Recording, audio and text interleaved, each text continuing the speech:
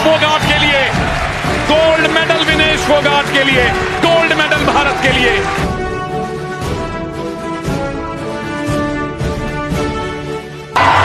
और gold medal जीता है भारत की साक्षी मलिक ने।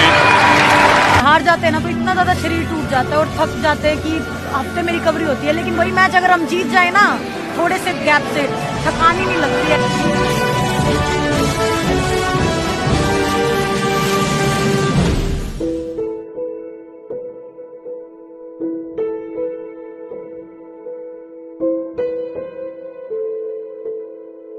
हमें हमारी लड़ाई है कि हमने जो कंप्लेंट्स दी है लड़कियों ने सेक्सुअल हरासमेंट की ब्रजभूषण शरण के खिलाफ, उसके ऊपर FIR दर्ज हो, उनको अरेस्ट किया जाए। कान डिसिप्लिन कर दिया, हम तो शांति से यहाँ बैठे हैं और हम बैठते भी नहीं यहाँ अगर हमारी सुनवाई हो जाती तो।